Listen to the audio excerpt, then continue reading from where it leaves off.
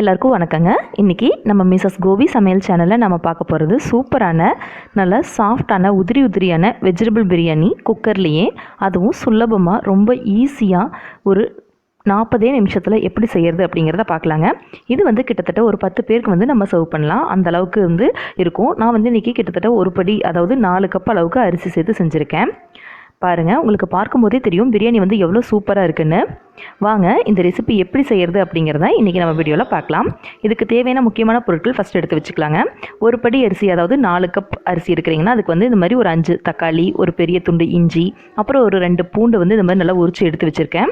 2 முழு பூண்டை, அப்புறம் 2 பெரிய வெங்காயம், பச்சை மிளகாய் இதெல்லாம் எடுத்து வச்சுருக்கேங்க. அளவு நான் உங்களுக்கு செய்யும்போது சொல்கிறேன். அப்புறம் ஒரு பிடி அளவுக்கு நல்லா புதினா தலை இருந்தால் அதுவும் கொஞ்சம் சேர்த்துக்கலாம். இப்போது ஒரு குக்கரில் ஒரு 3 டீஸ்பூன் அளவுக்கு ஃபஸ்ட்டு எண்ணெய் விட்டுருக்கேன். அது கூடவே 2 டீஸ்பூன் அளவுக்கு நெய் விட்டுக்கலாங்க. நெய் சேர்க்கும்போது நம்மளுக்கு பிரியாணி நல்லா மணமாக இருக்கும். அதுக்காக நெய் கொஞ்சம் சேர்த்துக்கலாம். நீங்கள் ஃபுல்லாக ஆயில்லையே சேர்த்து செய்கிறதுனாலும் செஞ்சுக்கலாங்க.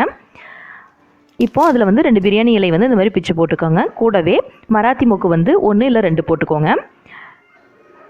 இது லைட்டாக எண்ணெயில் பொரிய ஆரம்பித்ததும் அது கூட நான் ஒரு 7லேருந்து 8 பச்சை மிளகாய், இல்லாட்டி ஒரு 6 பச்சை மிளகாய், அந்தளவுக்கு நீங்கள் காரத்துக்கு ஏற்ற மாதிரி உங்களுக்கு மாற்றிக்கோங்க. பச்சை மிளகாய் இந்த மாதிரி 2ஆக நறுக்கி போட்டுட்டு அது லைட்டாக பொரிஞ்சு வந்ததுக்கப்புறம் 2 பெரிய வெங்காயத்தை நான் இந்த மாதிரி நறுக்கி எடுத்து வச்சுருக்கேன். அதையும் சேர்த்துக்கிறேன். வெங்காயம் நல்லா வதங்கணுங்க. நல்லா வதங்கி கண்ணாடி மாதிரி லைட்டாக ஆனதுக்கப்புறம் நம்ம இதில் அடுத்தது இஞ்சி பூண்டு பேஸ்ட் சேர்த்துக்கலாம்.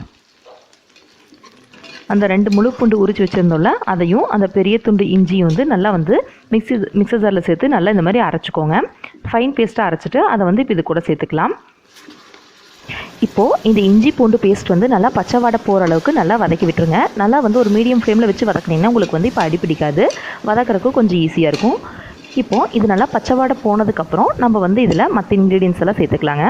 இப்போ இதில் நம்ம அந்த 5 தக்காளி பழம் நல்லா பழுத்தில் எடுத்து வச்சோம்ல, அதை இந்த மாதிரி சின்ன சின்னதாக நறுக்கிட்டு அதை இது கூட சேர்த்துக்கலாம். தக்காளி சேர்த்துட்டு நல்லா வதக்கி விடுங்க. இப்போது தக்காளி நம்மளுக்கு நல்லா மசிஞ்சு வரணும். அதுக்காக நீங்கள் இந்த டைமில் கொஞ்சம் உப்பு சேர்த்துட்டிங்கன்னா உங்களுக்கு தக்காளி நல்லா வெந்து கரைஞ்சி வரும். அதுக்காக உப்பு சேர்த்தாச்சு. நீங்கள் லாஸ்ட்லேயும் ஒரு டைம் உப்பு செக் பண்ணிவிட்டு அந்த டைமில் உப்பு சேர்த்துக்கலாம். இப்போ தக்காளி வதங்குறதுக்காக மட்டும் கொஞ்சம் சேர்த்துக்கலாங்க. இப்போது நல்லா கலந்து விடுங்க. தக்காளி நல்லா குழஞ்சி வந்ததுக்கப்புறம் நம்ம இதில் காய்கறிகள் சேர்த்துக்கலாம். இப்போ பாருங்கள், உங்களுக்கு நல்லா தெரியும் தக்காளி நல்லா வெந்து கரைஞ்சி வந்துருச்சு. இந்த டைமில் நான் ஒரு 150 கிராம் அளவுக்கு காய்கறிகள் நான் வெட்டி நறுக்கி எடுத்து வச்சுருக்கேன். நான் இன்றைக்கி கேரட், பீன்ஸ் இது 2 மட்டும்தாங்க சேர்க்க போகிறேன். நீங்கள் உங்களுக்கு விருப்பமாக இருந்தால் கொஞ்சம் பச்சை பட்டாணி சேர்க்கலாம், இல்லைன்னா காலிஃப்ளவர் சேர்க்கலாம். இதெல்லாம் உங்களுக்கு உங்கள் டேஸ்ட்டு பொறுத்து நீங்கள் சேர்த்துக்கலாங்க.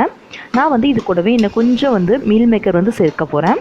அது நம்மளுக்கு இன்னும் கொஞ்சம் சாப்பிடும்போது நல்லாயிருக்கும், அதுக்காக சேர்த்துக்கலாம்.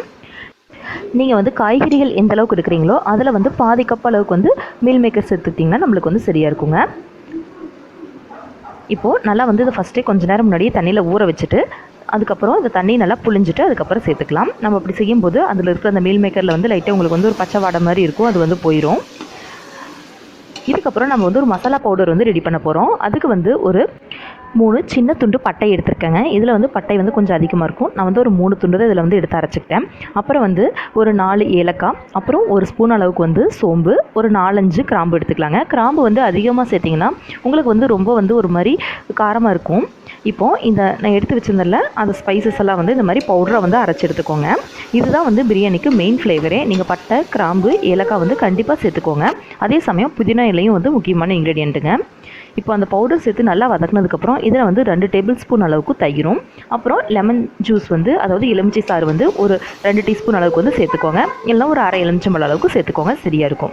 சேர்த்துக்கிட்டு இதெல்லாம் நம்மளுக்கு நல்லா கலந்து விடுங்க. இந்த தயிரும் எலுமிச்சை சாரும் பிரியாணியில் ரொம்ப முக்கியமான விஷயங்க. அதுதான் நம்மளுக்கு நல்ல டேஸ்ட் கொடுக்கும். அதே சமயம் காய்கறிகள் நம்மளுக்கு ஒரு மாதிரி நல்லா ஒரு திக்காக இருக்கும். அதாவது வெந்துடும், ஆனால் அதே சமயம் நல்லா கடிக்கும்போது நல்லா டேஸ்ட்டாக நல்லாயிருக்கும். இப்போது நம்ம எந்த அளவுக்கு அரிசி எடுத்துருக்கோமோ அதுக்கு தகுந்தாப்பில் தண்ணி எடுத்துக்கலாம். நான் இன்றைக்கி எடுத்துருக்கிற அரிசிக்கு 1 கப் அரிசிக்கு 3 கப் அளவுக்கு தண்ணி சேர்த்தா சரியாக இருக்குங்கிறதுனால நான் 3 கப், அதாவது 4 கப் அரிசி எடுத்திருக்கேன். அதுக்கு 12 கப் அளவுக்கு நீங்கள் தண்ணி சேர்த்துருக்கேங்க. இப்போது கலருக்காக இது கூடவே கொஞ்சம் மஞ்சள் தூள் சேர்த்துக்கலாம். நீங்கள் ஒரு வேளை நல்லா ஆரஞ்சு கலர் அந்த மாதிரி வேணும்னு நினச்சிங்கன்னா கொஞ்சமாக ஆரஞ்சு ஃபுட் கலர் சேர்த்துக்கோங்க. நான் வந்து இன்றைக்கி மஞ்சள் தூள் தாங்க சேர்த்துருக்கேன். மஞ்சள் தூள் சேர்த்துட்டு லைட்டாக வந்து கலரி விட்டுருங்க. இந்த டைமில் வந்து நீங்கள் கொஞ்சமாக வந்து சால்ட், அதாவது உப்பு செக் பண்ணி பார்த்துக்கோங்க. உப்பு வந்து கொஞ்சம் வந்து நம்மளுக்கு கூடுதலாக இருக்கணும், அதாவது லைட்டாக உரைப்பாக இருக்கணும். அப்போ தான் அரிசி சேர்க்கும்போது நம்மளுக்கு வந்து கரெக்டாக இருக்கும். பிரியாணி வந்து ரெடியாகி வரும்போது டேஸ்ட் வந்து நம்மளுக்கு கரெக்டாக இருக்குங்க. இப்போது உப்பு வந்து செக் பண்ணிவிட்டு அது கூடவே வந்து கொஞ்சமாக புதினா இலை சேர்த்துக்கலாம். நீங்கள் வந்து காய்கறிகள் வதக்கும் போது கூட கொஞ்சமாக புதினா கொத்தமல்லி வந்து சேர்த்து வதக்கலாம். அது வந்து ஃப்ளேவர் வந்து உங்களுக்கு இன்னும் நல்லாயிருக்கும். இல்லைன்னா இந்த மாதிரி லாஸ்ட்டில் வந்து சேர்த்து நல்லா கலந்து விட்டுருங்க. இப்போது அரிசி வந்து ஏற்கனவே நான் தண்ணியில் வந்து ஊற வச்சு சுத்தம் பண்ணி எடுத்து வச்சுருக்கேன். இப்போ பாருங்கள், நம்ம வந்து சேர்த்துன தண்ணி வந்து கொதி வர ஆரம்பிச்சிருச்சு. இந்த டைமில் வந்து நம்ம அரிசி ஊற வச்சிருந்தோம்ல, அதுலேருந்து நல்லா தண்ணியை வடிச்சிட்டு இந்த அரிசி வந்து நம்ம வந்து அந்த கொதிக்கிற தண்ணி கூட சேர்த்துக்கலாம். சேர்த்துட்டு இதை வந்து லைட்டாக கலந்து விட்டுருங்க. கலந்து விட்டுட்டு இன்றைக்கி வந்து நான் குக்கர்லேருந்து விசில் விட்டு வேக விட போகிறது இல்லைங்க. நம்ம வந்து விசில் விட்டு வேக விட்டால் அந்த காய்கறிகள் எல்லாமே வந்து மேலே வந்து நின்றுக்கும், சாதம் மட்டும்தான் அடி இருக்கும். நம்மளுக்கு வந்து ஒன்று போல், அதாவது காய்கறிகள் வந்து சமமாக எல்லா இடத்துலையும் இருக்கணும்னா இந்த மாதிரி தட்டு வச்சு வேக வைங்க. ஒரு 5 நிமிஷம் மட்டும் ஒரு மீடியம் ஃப்ளேமில் இந்த மாதிரி தட்டு வச்சு மூடி வச்சுக்கோங்க. ஒரு 5 நிமிஷம் கழித்து திறந்து பார்த்தீங்கன்னா நல்லா கொதி வந்துட்டுருக்கும். அதை வந்து லைட்டாக இந்த மாதிரி கிளறி விட்டு திரும்பவும் ஒரு 2 நிமிஷம் வந்து லோ ஃப்ளேமில் வைங்க. அதுக்கப்புறம் இப்போ பாருங்கள், 3/4 வேக்காடு வந்து அரிசி வெந்துருச்சு. அதாவது கையில் நசுக்கி பார்த்தீங்கன்னா உங்களுக்கு வந்து லைட்டாக உள்ளே வந்து அரிசி வந்து லைட்டாக இருக்கிற மாதிரி தெரியும். கொஞ்சமாக வந்து தண்ணியும் நிற்கும். பாருங்கள், லைட்டாக வந்து மேலே தண்ணி நிற்குதில்ல. இந்த டைமில் மட்டும் நீங்கள் என்ன பண்ணலான்னா, குக்கர் மூடி வந்து போட்டுட்டு மேலே வந்து சாப்பாட்டு இந்த மாதிரி சமப்படுத்திட்டு அதுக்கப்புறம் வந்து குக்கர் மூடி போட்டு மூடிட்டு மேலே வந்து வெயிட் போட்டு விட்டுருங்க. அப்படி போட்டு ஒரு 5 நிமிஷம் வந்து நல்லா லோ ஃப்ளேமில் வச்சுக்கோங்க. வச்சுக்கிட்டு அதுக்கப்புறம் அடுப்பு ஆஃப் பண்ணிடுங்க. நம்ம அப்படி வைக்கும்போது வந்து நம்மளுக்கு விசிலும் வராது, அதே சமயம் காய்கறிகளும் வந்து எல்லா இடத்துலையும் ஒன்று போல் இருக்குங்க. இப்போ பாருங்கள், நான் வெயிட்டும் போட்டு விட்டுட்டேன். இது வந்து நல்லா ஒரு 5 நிமிஷம் கழித்து அடுப்பு ஆஃப் பண்ணிவிட்டு ப்ரெஷர் ஃபுல்லாக ரிலீஸ் ஆனதுக்கப்புறம் நம்ம வந்து குக்கர் வந்து ஓப்பன் பண்ணிக்கலாம். ஏன்னா நம்ம 5 நிமிஷம் லோ ஃப்ளேமில் வச்சுருந்தனால கொஞ்சம் ப்ரெஷர் ஃபார்ம் ஆகிருக்கும். நம்ம இந்த மாதிரி செய்யும்போது நம்மளுக்கு பிரியாணி வந்து நல்லா தம் போட்ட மாதிரி நல்லா சூப்பராக கிடைக்குங்க. நல்லா உதிரி உதிரியாக இருக்கும். இப்போ பாருங்கள், நல்லா ப்ரெஷர் எல்லாம் ரிலீஸ் ஆனதுக்கப்புறம் நான் வந்து குக்கர் ஓப்பன் பண்ணி உங்களுக்கு எடுத்து காட்டுறேன். பாருங்கள், எப்படி நல்லா உதிரி உதிரியாக நல்லா வந்து பிரியாணி அரிசியில் செஞ்ச மாதிரியே இருக்குது. நான் வந்து இன்றைக்கி பிரியாணி அரிசி யூஸ் பண்ணலைங்க. வீட்டுக்கு நார்மலாக சாதத்துக்கு யூஸ் பண்ணுற அரிசி தான் சேர்த்துருக்கேன். ஆனால் வந்து பாருங்கள், நல்லா உதிரி உதிரியாக எவ்வளோ சூப்பராக இருக்குன்னு. நீங்களும் இந்த மாதிரி கண்டிப்பாக ட்ரை பண்ணி பாருங்கள். கண்டிப்பாக உங்களுக்கு நல்லா உதிரி உதிரியான பிரியாணி கிடைக்கும் இந்த மெத்தடில் செய்யும்போது. நம்ம வந்து ப்ரெஷரைஸ், அதாவது நல்லா விசில் விட்டு செய்யும்போது நம்மளுக்கு வந்து கொஞ்சம் குழஞ்சு போயிடலாம். அதனால் வந்து நம்மளுக்கு வந்து பிரியாணி வந்து நம்மளுக்கு அவ்வளோக்கா வந்து இன்ட்ரெஸ்ட்டே இருக்காது. ஆனால் இந்த மாதிரி நீங்கள் செய்யும்போது கண்டிப்பாக இந்த மாதிரி நல்லா உதிரி உதிரியாக கிடைக்குங்க. இந்த ரெசிபி வந்து கண்டிப்பாக எல்லோரும் உங்கள் வீட்டில் ட்ரை பண்ணி பாருங்கள். டேஸ்ட்டு வந்து ரொம்ப சூப்பராக இருக்கும். நீங்கள் வந்து அதே சமயம் இதை வந்து சட்டுன்னு செஞ்சு முடிச்சிடலாம்.